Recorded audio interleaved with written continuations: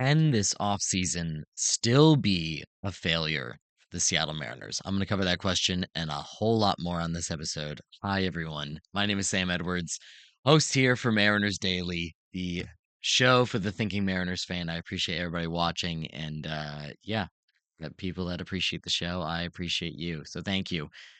First off on the docket, we're going to cover this question. We have the Josh Naylor signing. Does that mean this can't be a failure this offseason? Are we good? Are we done?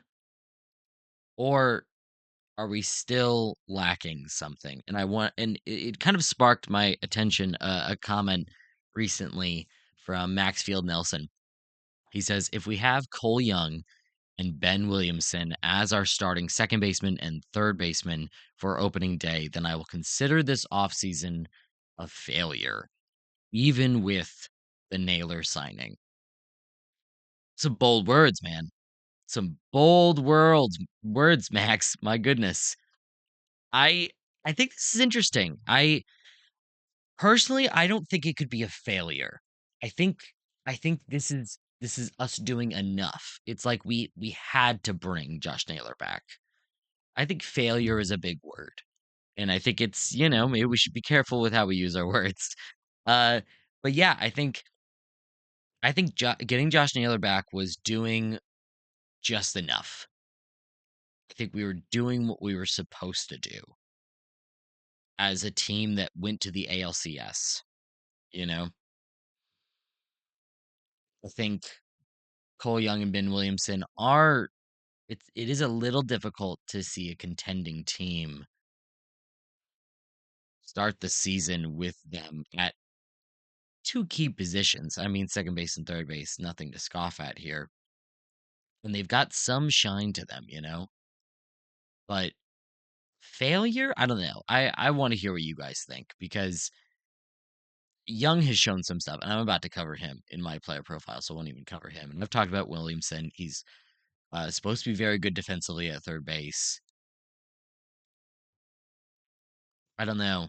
I I go back and forth here. I don't think this offseason can be a failure, personally, unless we make a trade that dramatically hurts our offense. That's what I would say. I think that could be that we could definitely turn it into a failure. Depoto could really do something terrible here. But I think as we sit right now, I don't think it's a failure. I think we are doing just enough. I think a winning team, we've got 15 million more to spend. A winning team needs to go out there and bring Polanco back, bring Gino back, or just make a big addition, a big enough addition. Make something happen. That's what I would say. I think that would turn this to a I think right now we're at good enough. We're good enough. We're getting by. Josh Naylor's a really good player. I don't think we should scoff at this offseason and call it a failure personally. And Max, obviously, if you're watching this, I would love to hear your response to that. And maybe more of a deep dive of why you would think it is a failure. I think that implies that you think our offense won't be good enough with Cole Young and Ben Williamson. Yes, I think missing Polanco hurts, but I don't know. I don't think it would be a failure. I think failure is just a bold word. I think it's just to get attention, and I get it. I get it. But at the same time, yeah, at the same time, I would say I don't think it's a failure. We got Josh Naylor. Speaking of getting attention, a lot of people have criticized my thumbnails for these episodes. I get it. I work with another company, Fan Arch, who are running this podcast network. They help me with the whole production side of these episodes, uh, with the thumbnails and with the titles. So I don't make either one of those. They're not the best titles. I agree, but we're getting better, and I'm hoping that they'll slowly get better as well, along with me as well. And you know what? Shout out to everyone mentioning the yawns. I'm doing my best to breathe as much as possible and take some solid pauses. So I appreciate you guys noticing and commenting because all of this is just motivation for me. So I appreciate it. Next up on the docket is player profile. We're covering Cole Young. What can we expect from him this season? This comment, I think, does point to something interesting where I do think Polanco is more likely that we bring back, but either way, Cole Young is going to have a big impact on this season for the Mariners. That's what I think. So I wanted to do a deep dive on him. This past season, he started the season off at AAA, 245 plate appearances, 5 home runs, 4 stolen bases, a 12.7 walk percentage, which was more than his K percentage, 11.4 K percentage. He hit 277, 392 with a 461 slugging percentage, a 386 WOBA, and a 120 runs created plus, which is the lowest runs created plus he has had at any stage throughout the minors. A 120. He's a good hitter. He's a quality hitter and a quality player, and I think he will be that eventually in the majors. This past year, though, we did not see it. 257 plate appearances this past season, 4 home runs, 1 stolen base, 10.9 walk percentage, still positive, still got the plate discipline. Only an 18.3 K percentage, which yes is a jump from his minors career, but it only a tiny jump. It's not that big. It's not that big personally, and especially for half a season, I'm totally okay with it. A 0.094 isolated power. The batted ball metrics don't look good.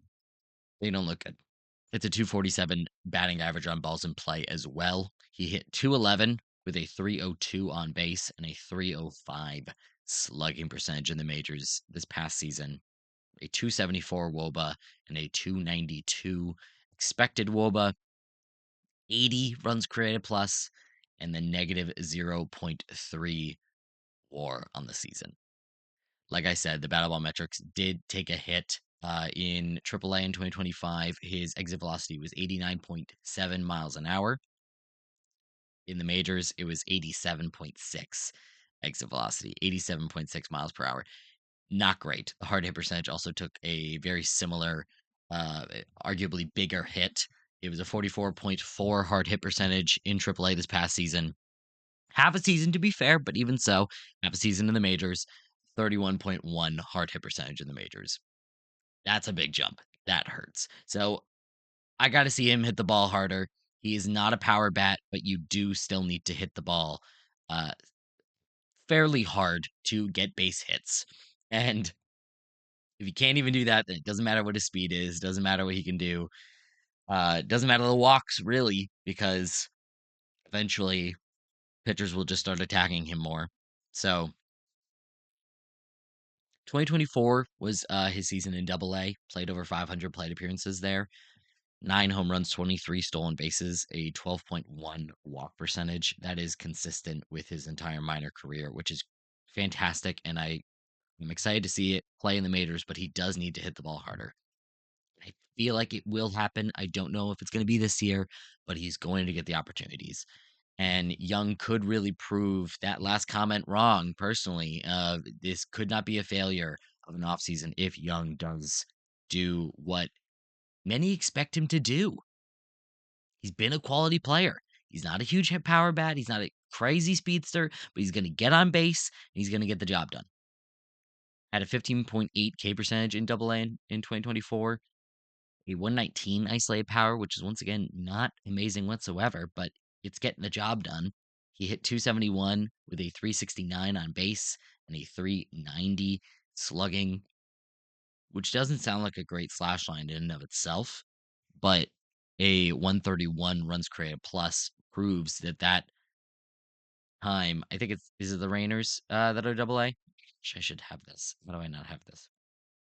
I think it's the Tacoma Rainers or they're AAA. I can't remember. Oh no, there goes my career. No, it's clearly not a hitters league. It's clearly a pitcher friendly league. because slash line of 271, 369, 390 gets you a 131 runs created plus. That's why I love runs created plus because it can just fit in any league, any time frame, any stadium. It just narrows it down to that one number and just really gives you a solid picture of how good of a hitter someone is. And 131 runs created plus is pretty consistent throughout his minor leagues. So, like I said, 120 this past season in AAA was the lowest he's had in the minors, a 120 runs created plus. That doesn't just happen. It doesn't just happen over this amount of time. So I believe in Cole Young. I want to see what he can do over a full season. Give him some time, and I also hope the defense is better than we saw in the majors this past year because it was pretty bad at second base. So I'm curious to see what happens. Whew. But we'll see. We'll see. I'm interested. I want to hear what you guys think. What do you think about Cole Young? What do you think makes this offseason a failure? Can it still be a failure? Am I still a failure if I don't yawn? Sorry, no, that's besides the point. Next up, I want to talk about Gabe Spire next. I'm kind of doing two player profiles on this episode, so just humor me a little bit. Maybe I should have saved him for another episode. I just started looking at his stats and I started falling in love again. I listen, I know he had his moments in the playoffs. It wasn't amazing, but this past season was a huge jump, and I just want to look at his career overall as well. But let's cover this past season first. 62 innings pitched for the lefty, a 33.7 K percentage, 4.5 walk percentage. Fantastic. A 2.61 ERA and a 2.31 FIP. Just a dominant season from Gabe. He throws a four seam, a sinker, and a slider, and this is kind of where the history of him comes into play here. The four seam has emerged when he came up. Yeah, well, I guess we'll cover the history before we get into the pitch mix here. He came up. We grabbed him off waivers. Off waivers. This is what the Mariners do, bro. This is why I think Hoppy, I think a couple of the guys, a couple of the pitchers that we've grabbed, I find really interesting, and the Mariners have proved that they can do this. That they can turn guys around, just grabbing guys off waivers. They don't need to sign a big reliever, in my opinion. They grabbed Spire off waivers from the Royals back in 2022. He was throwing his four seam 25% of the time. He was throwing it 93.6 miles an hour. It had a 577 WOBA against and a 465 expected WOBA against. Absolutely hammered, dude. It was getting hammered. He was throwing his sinker more often and the slider more often than the four seamer. The slider was a good pitch, but the sinker was also good at the time, but just slowly got worse and worse. He was throwing the sinker 30% of the time. And then gets moved over to the Mariners. They increased his sinker velocity dramatically, trying to get him to throw more strikes. Didn't work. The sinker was getting hit harder and harder. So then they slowly, and the four seam has always kind of been, ever since he joined the Mariners, it went from 93, like I said, what was it, 93.6 miles an hour on the four seam. Gets moved over to the Mariners, and it's dramatically improved to sitting 95 miles an hour, not touching, sitting 95 miles an hour. And it just became a dominant pitch. Except the only difference is because if you look at the past couple of years, he was good, but not amazing. We saw some injury issues in 2024. Was dealing with a rotator cuff, which gave him a velocity drop and just not half as effective. But since he's been in the Mariners, besides that rotator cuff problem, and when he came back, he was dealing with velocity issues. His fastball has been sitting 95, and I don't know what they did. The windup looks fairly similar. I think his hands are just a little bit more um, stone-like. I would say they just stay in place instead of moving a little bit pre-pitch. So I found that a little interesting. But the four seam emergence has been so huge for Spire and just an absolute game changer. His slider has always been a great pitch, and the sinker is a good pitch, as he proved this past year. But it's not the pitch, and it doesn't have to be. And same with the slider. Like I said, when he came over to the Mariners, the slider was the number one pitch. They tried to work the sinker in and make that super effective. It was not working. It started getting slammed.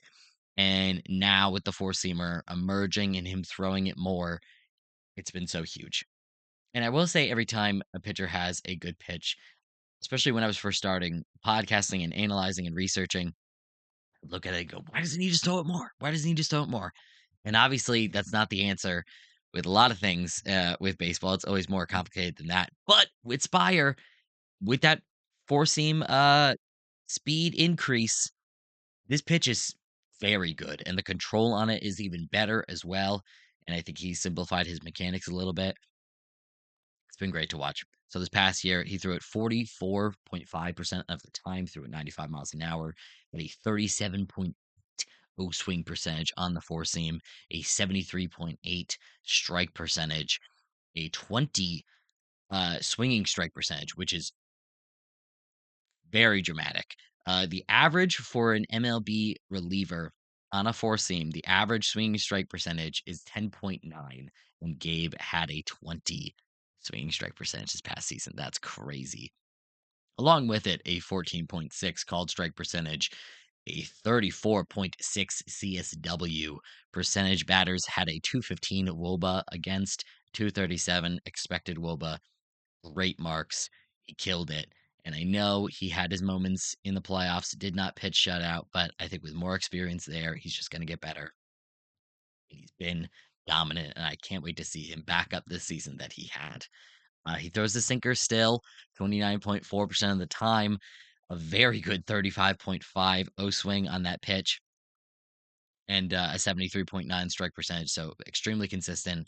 28.7 called strike percentage. Very good. Batters do hit it harder than the four seam. 329 WOBA against and a 295 expected WOBA against. So it's not an amazing pitch, but it's another quality pitch that he can throw inside to lefties, away from righties. It's great. It's great. It's a great pitch mix. It honestly is. And with that emergence of the four seam, the sinker and slider are able to fall in their place. And the slider gets those swings and misses. 23.6 swinging strike percentage on that pitch is fantastic. Doesn't throw it very fast, only 83 miles an hour on the slider, but those at 26% of the time is a quality pitch away from lefties into righties. I love to see it.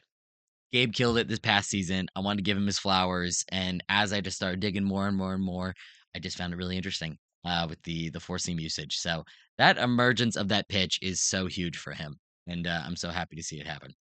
Finally, the MLB news for today's episode: the Blue Jays made another freaking deal. They added another starting pitcher.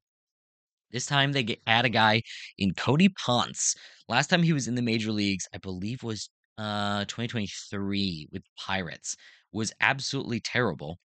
Then he went over to the NPB, the Japan League, and was not very good for a couple seasons. For bits of a couple seasons, it looks like he got injured for most of those years. And then this past season moved over to the KBO, the Korean Baseball Organization, and dominated this past season.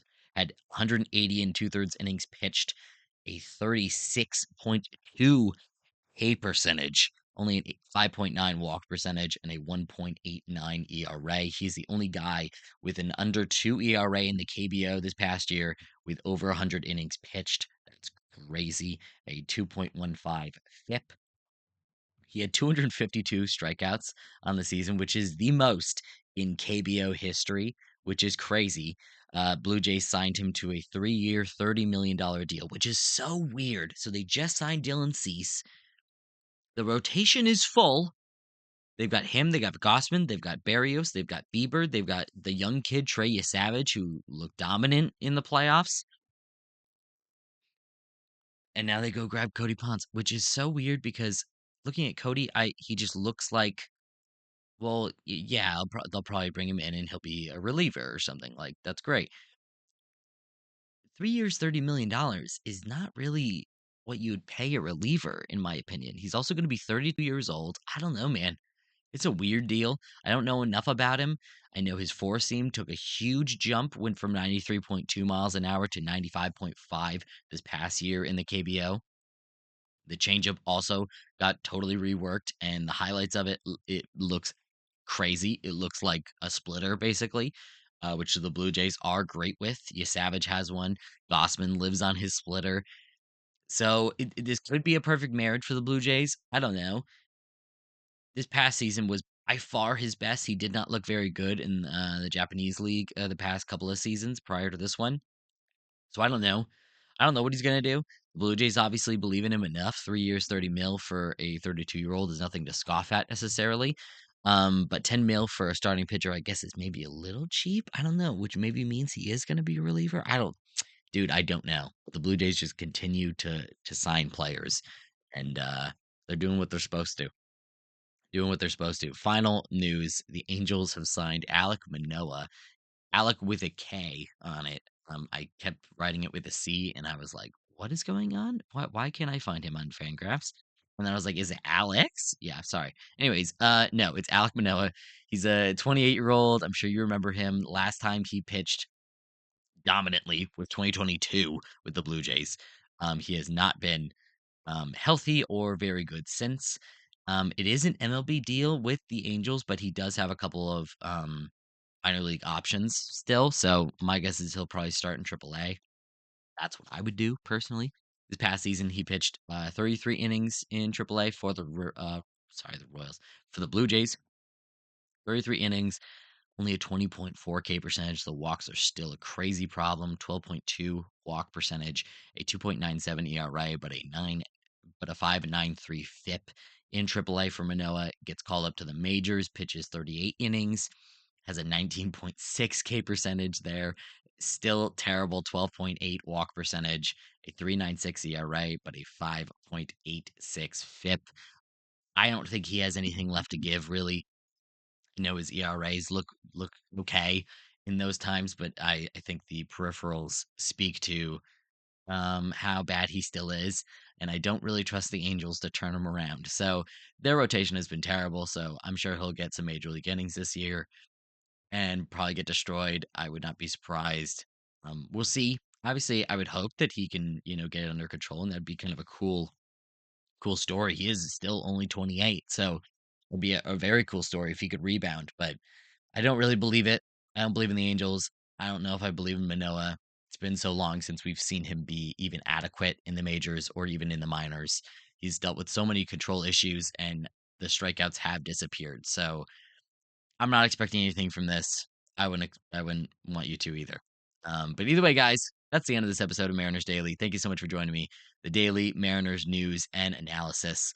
I appreciate anybody watching or listening. Please subscribe, follow the show, give a like, and you'll get daily updates on the Mariners and all the Major League Baseball, really. But some daily deep dives. And I appreciate you guys watching. See you tomorrow. Have a good one.